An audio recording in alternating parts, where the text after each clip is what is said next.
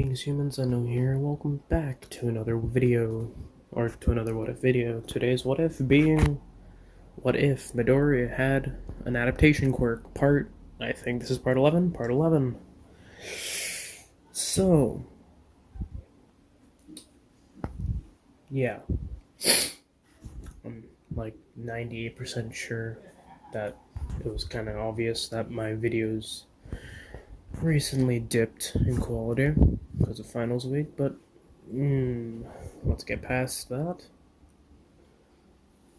So, yeah, be trying to do better with the what ifs, making them make more sense and such, so, and not leaving out a lot of details like I had used to when I was recording them earlier, so, yeah. Before I actually get into the video, make sure you do all the normal stuff, like, subscribe, hit the notification bell, set it to all. In the link, or in the description, there's a link to the Discord, which you can join. There is two playlists, one of them being the playlist for this what if, the what if Deku had an adaptation quirk, which I highly recommend watching all of them if you haven't, because otherwise you'll be confused. The other one being what if Midoriya had the powers of the Sage of the Sixth Path from Naruto. That one just being another what if. It's on hiatus right now. I might get into it later. Probably will.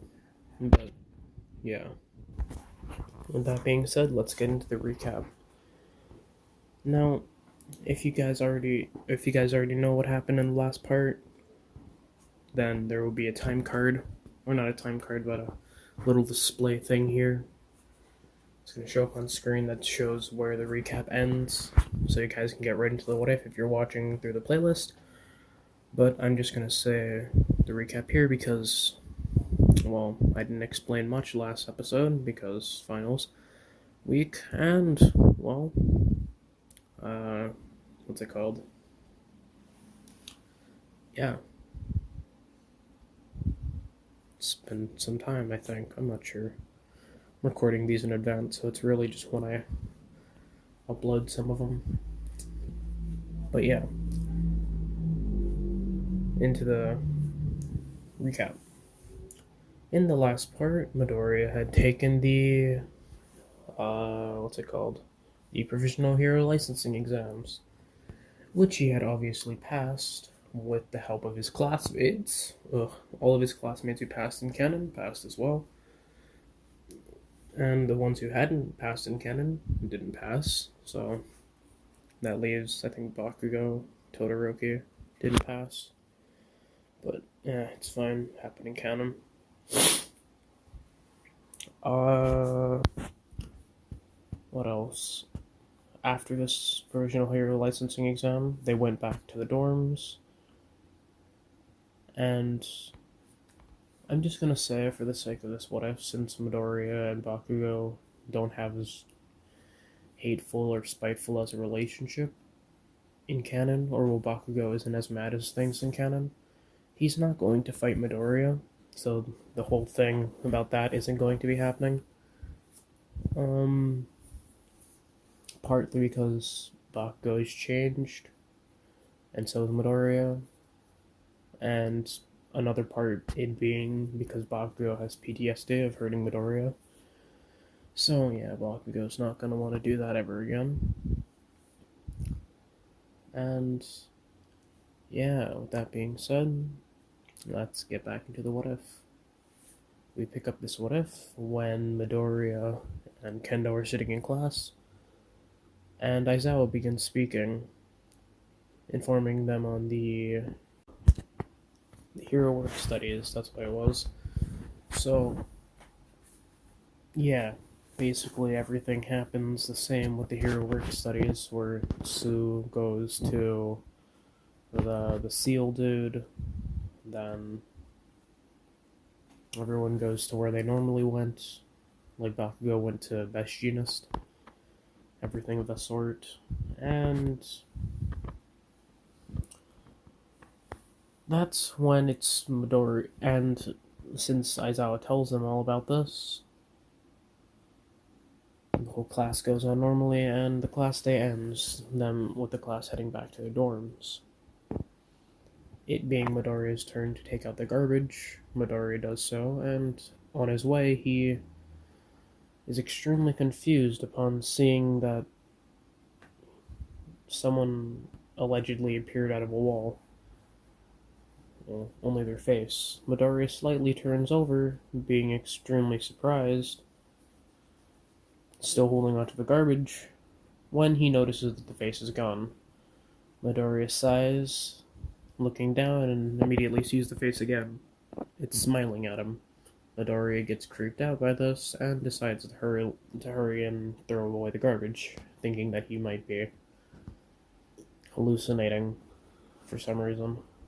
Maybe because of the lack of sleep due to him having stress with the hero exams. But as Midoriya does this, Midoriya turns back around and notices that the person that he saw on the wall is completely emerged now, that being some random person. Midoriya pays this no mind, walking right past them, and he heads back into class. Or he heads back into the dorms.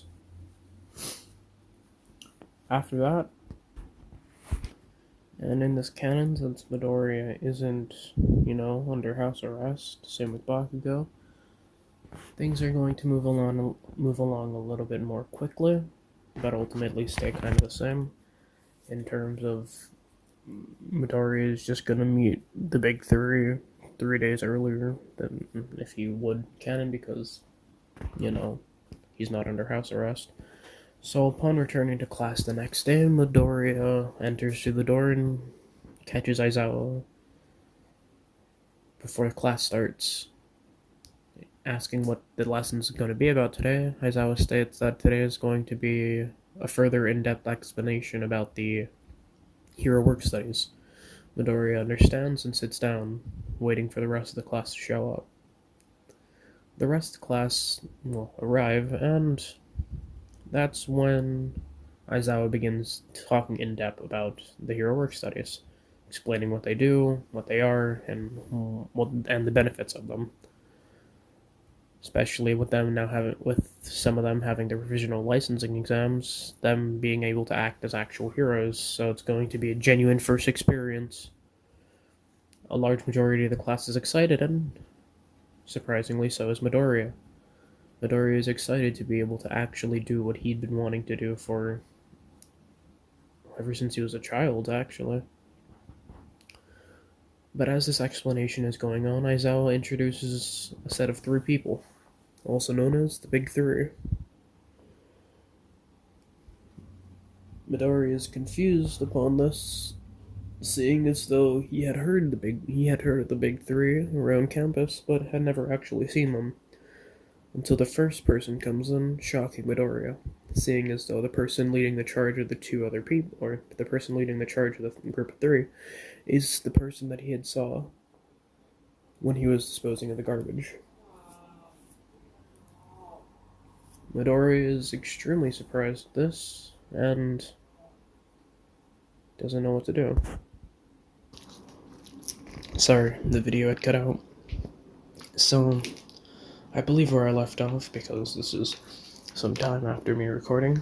So, I believe I was on the part where where Mirio had led the charge of the Big Three into Class 1A. Class 1A is extremely surprised, seeing as though this is most of their first experience seeing the Big Three.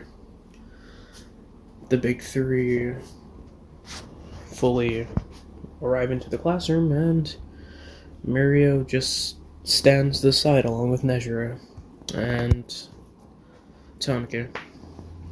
Tamaki then walks up to the little podium speak desk thing that Aizawa has and begins staring intently at the rest of the class. This sudden pressure, seeing as though someone from the Big Three is staring at them so intently, sends shivers down all of Class 1A's spine, including Midoriya, seeing as though Midoriya can tell that this person is extremely strong. But a few seconds after this, Tamaki lets up, immediately turning to the wall, shivering. The entire class is confused as to why this happened and how he could exude so much pressure just from a slight glance. And that's when Nejire begins speaking. She's overly expressive and extremely talkative to the rest of the class, questioning and asking about their quirks and being amazed at everything. Sometime after this happens, with the entire class being somewhat uncomfortable, and Mirio speaks up.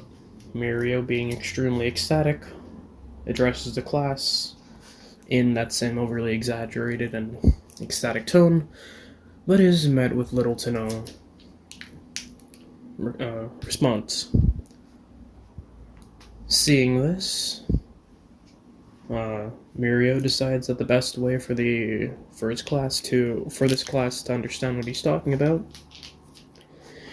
is by them fighting him. Seeing as though Aizawa had nothing really planned for today, decides that this would be alright and decides to use one of the gym fields. The entire class get to the gym field, and the entire student class suit up into their gym uniforms and meet out into the field, in where the big three are standing, waiting. Mirio walks up, stating that he's going to be fighting them, and the entirety of 1A gets into position. But as soon as Kendo says start, well, not as soon as Kendo, as soon as, what's her face? Nejire says start, Mirio's gone, and immediately is found in their backlines. The entire class being confused as most of their backline supports are knocked out. Everyone's confused, darting around looking at where he could be, seeing as Mirio had just disappeared again, and with a swift strike, takes out some more backlines. Noticing that this is happening, they decide to evenly distribute, or they decide to push all their pressure towards the backlines, and that's when Mirio appears behind them and begins knocking everybody out. Or not knocking everybody out, but knocking the wind out of everyone. But surprisingly to Mirio, Kendo grabs Midoriya's feet, spinning him in a circle, flying him at Mirio. Mirio is extremely surprised by this maneuver and uses his own, the little eye finger thing. Midoriya blocks his eyes, but reflexively sticks his feet out towards where his body used to be, feeling that this might be some sort of counterattack, and it works. Midoriya doesn't get hit. But due to Midoriya's eyes being closed, he's not able to get a proper landing and stumbles onto the floor. The entire class is extremely surprised, seeing as though, well, Midoriya had just literally went through this person. And Midoriya springs up back into action and decides to charge again. But Mirio dispatches of Midoriya relatively quickly as well, surprising the rest of the class, seeing as though Midoriya had been one of, if not their most powerful person. After some time of battling, Midoriya is no longer able to go on due to his extreme stamina loss, and sits down, admitting defeat. The class is utterly amazed by this, seeing as though just one person of the big three had been able to take out all of them, including their strongest student, with relative ease.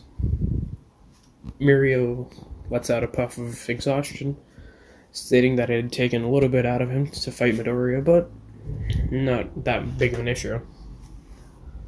Immediately handing a card to Midoriya. Midoriya questions what this is, and then Mirio speaks up loud enough for the entire class to hear.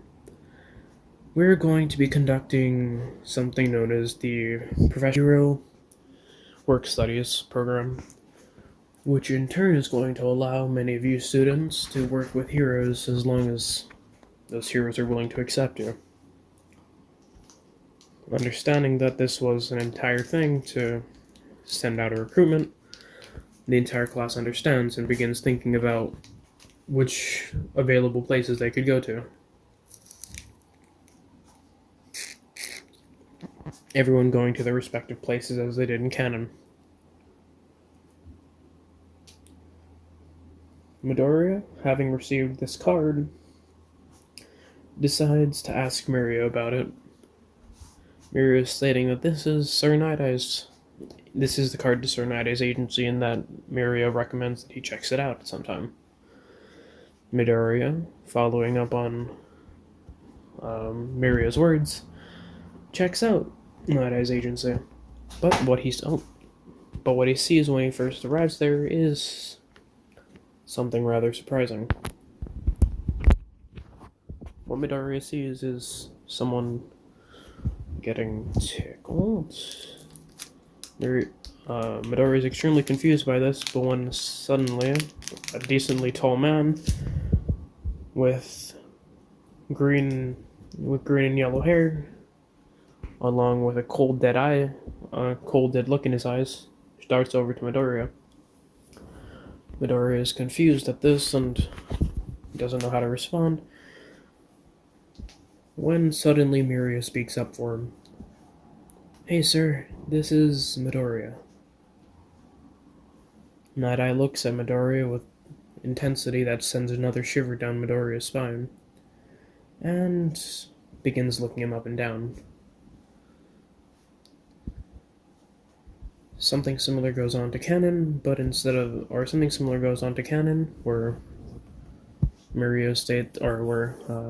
Nidai states that he's able to join his agency if he makes him laugh. Midoriya tries this, doing the same thing he did with the All Might face, and Sir Nidai gets offended, as he did in canon, being extremely upset at this disgraceful display, seeing as though even All Might had chosen a student. But ultimately, Sir Nidai decides that there might be another qualification that Midoriya might be able to do, and it's if he's able to hit him, or it's that if Midoriya is able to hit him, grab his stamp, or make Sir Nidai stamp his card,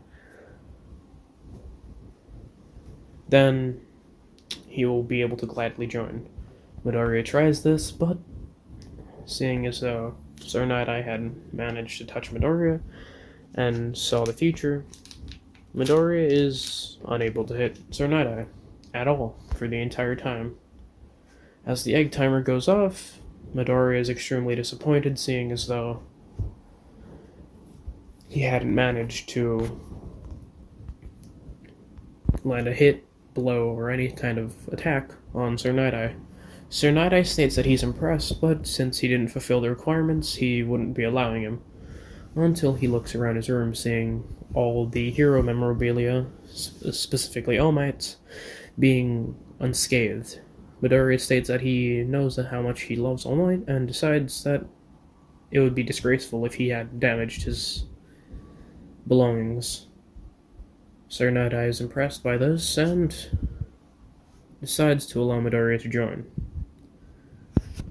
Same things go on as canon, and Midoriya and Miria are out patrolling. After receiving news about a Yakuza boss named Overhaul that they've been tailing recently. When suddenly Midoriya is bumped into by a little girl with gray hair, covered in bandages and what appears to be a tattered dress covering her scarred up body.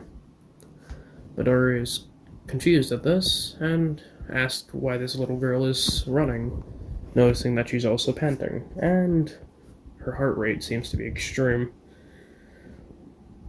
This little girl embraces Midoriya into a hug and hides behind him as soon as another man comes around the corner.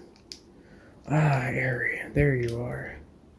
Now don't go running off on me like that."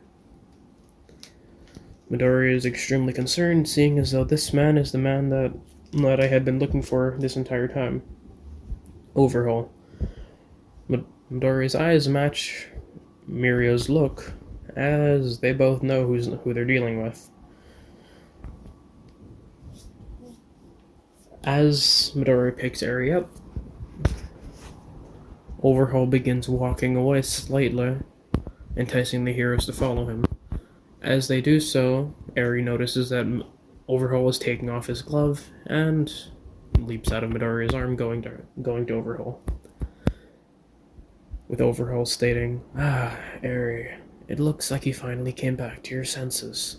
Sorry, heroes, but we really must get going. Immediately after, Overhaul and Eri take off. Midoriya states that they need to go and report to Night Eye what just happened, and Mirio ultimately agrees, heading back to the agency. Back at the agency, Midoriya and Mirio report to Night Eye about what exactly had happened on their patrol. Night Eye being extremely concerned about this, seeing as though he seemingly has a hostage, or assuming that Overhaul has a seeming hostage that is also a little girl. Night Eye fears the worst, maybe even potential human trafficking going on within the Yakuza group, and decide to go and call a meeting with a bunch of pro heroes. A large sum of heroes show up, many of which being pro heroes that are currently on their own hero work studies, and Midoriya meets up with a ton of his classmates while the heroes are having a group meeting. Or, well, he meets up after the group meeting, seeing as though the group meeting just basically details on what exactly Midoriya and Togato Mirio saw.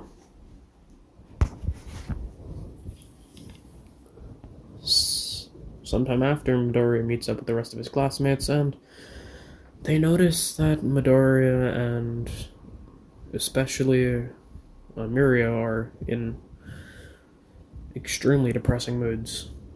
Questioning why this is,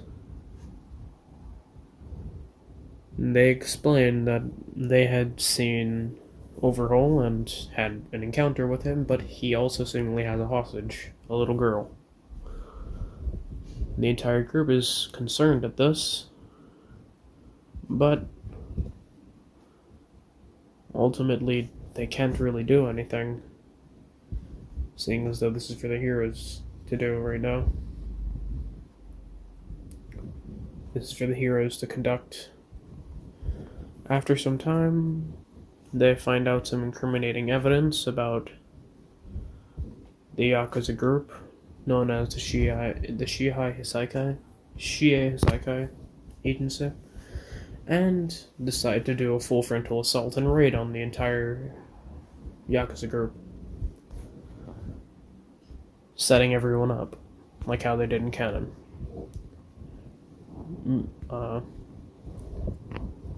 Everything goes nearly the same as canon, especially with, well, everything on the villain side goes nearly exactly the same. With Magne being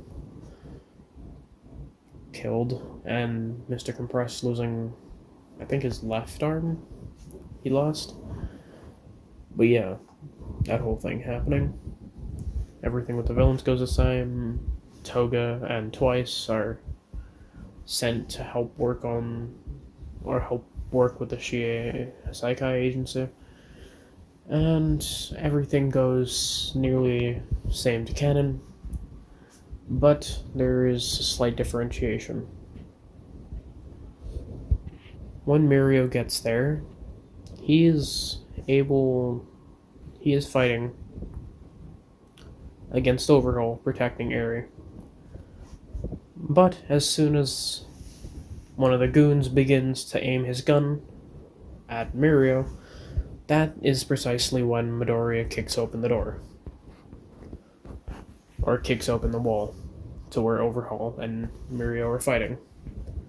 This extreme sudden noise, along with rubble being flung at him, the Overhaul's sidekick missed and ends up shooting nothing, completely missing. Before he's able to get another shot off, Mirio knocks him out, or fully knocks him unconscious this time, and thanks Midoriya for the help. But seeing as though what's his face?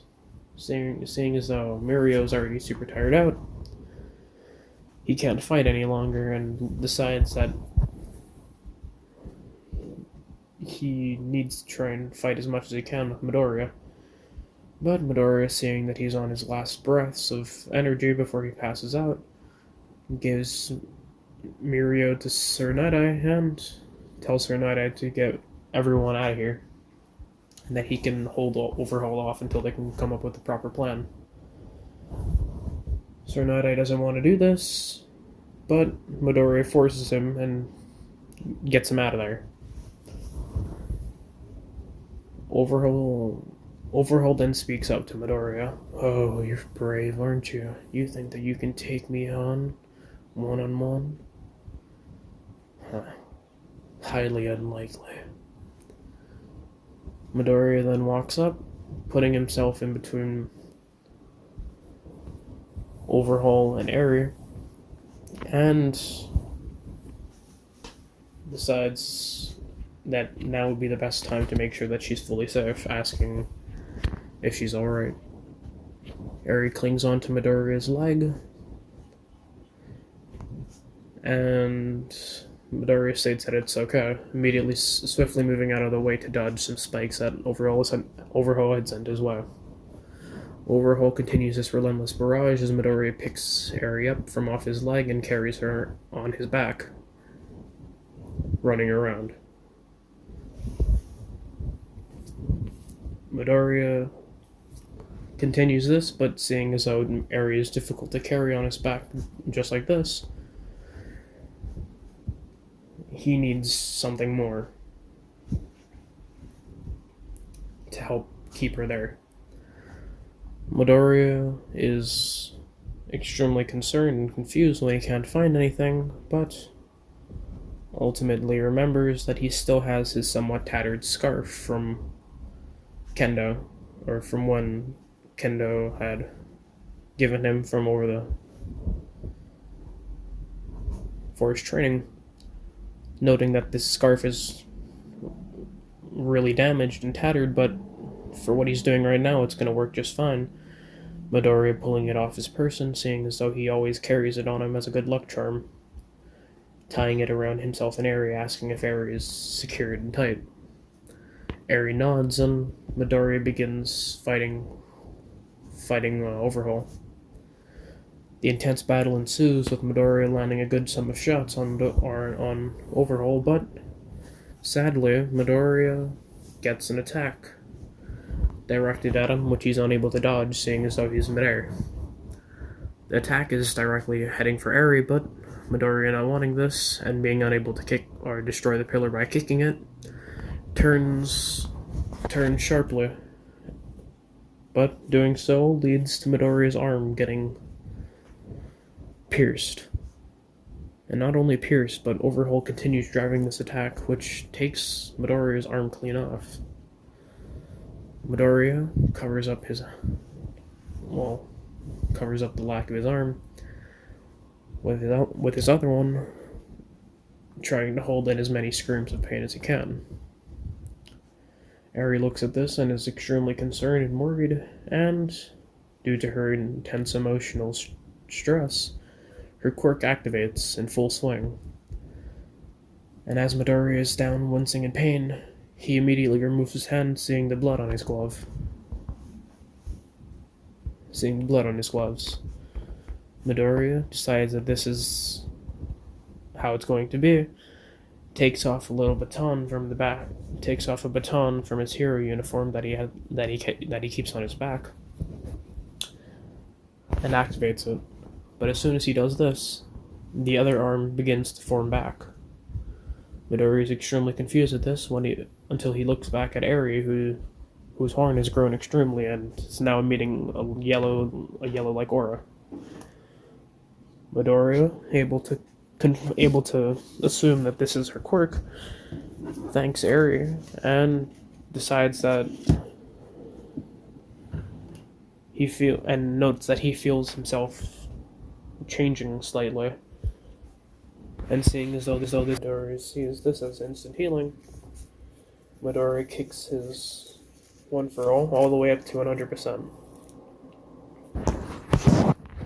All the way up to 100%. Tearing his body, tearing his muscle fibers constantly. But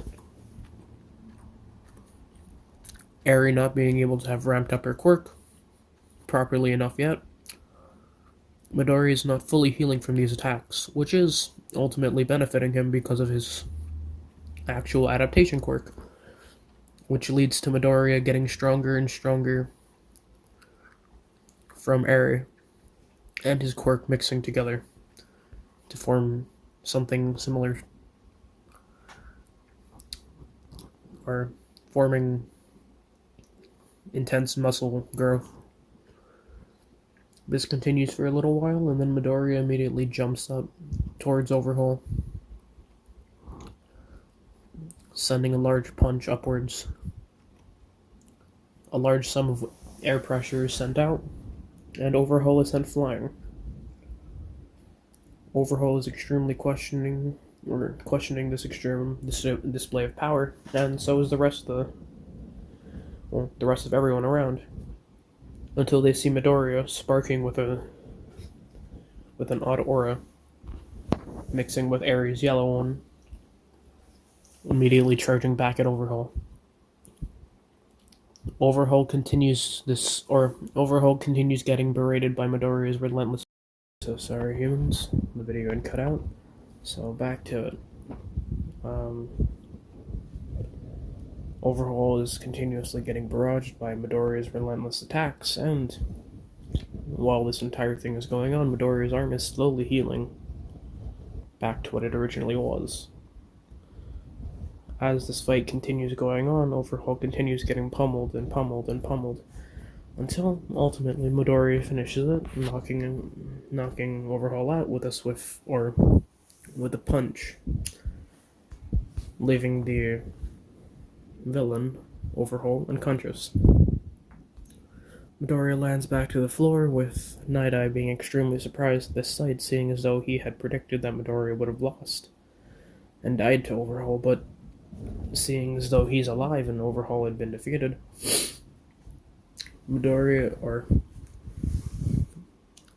Sir Night-Eye begins questioning if his quirk is accurate, or if their power has the ability to change the future.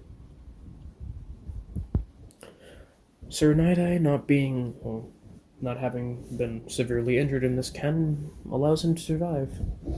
As for Midoriya, we cut back to him being reversed.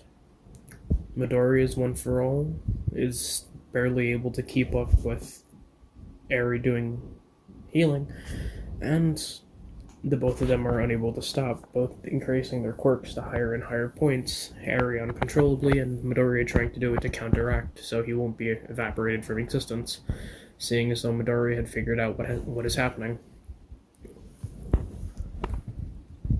Also having been slightly debriefed on what her quirk is during the fight with Overhaul. Eventually, Aizawa shows up on the scene and cancels both their quirks, making Midoriya pass out, as well as Eri, due to the extreme usages of their quirk. Aizawa carries the barely conscious Midoriya and the unconscious Eri to an ambulance, and Aizawa decides to take a ride in that ambulance, taking Midoriya and Eri to the hospital. After some time, Midoriya is reawoken, seeing Aizawa at his side, and asks exactly what the state of Eri is, being moderately conscious throughout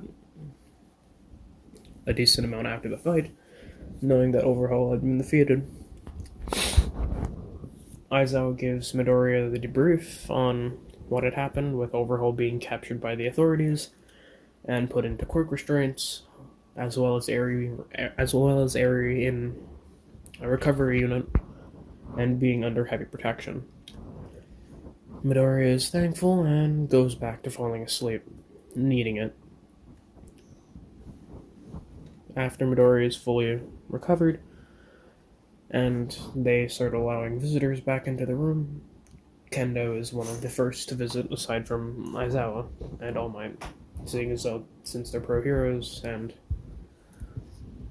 teachers, as well as one of them being his family member, they're able to visit him. But Kendo, visiting the first opportunity she gets, is extremely happy that Midoriya is alive, but then also at the exact same time extremely upset that Midoriya had just risked his life again after promising Kendo otherwise that he would no longer do that kind of thing. Midoriya chuckles slightly, stating that he had no choice and that he needed to do it. But Kendo ultimately doesn't agree, sitting constantly crying and noting that Midoriya should no longer do this because it's worrying her. And at the moment, in that moment, Midoriya decides to pull Kendo into a hug and states that she shouldn't worry that much. Kendo continuously crying. Eri, having recovered a lot faster than Midoriya, begins walking into the room, having been allowed to visit Midoriya. Seeing the sight of Kendo crying into Midoriya, Eri asks what's wrong, and Midoriya states that it's nothing, and smiles upon seeing Eri. Eri, not knowing how to smile, just stares back at Midoriya. Midoriya is extremely confused and asks Eri if she's alright. Eri nods and she sits in a chair, somewhat close to where Aizawa was sitting. Midoriya is confused at this and asks Kendo to bring her over. Kendo plops Eri down at the edge of Midoriya's bed, where she sits, and Midoriya asks Eri a few questions.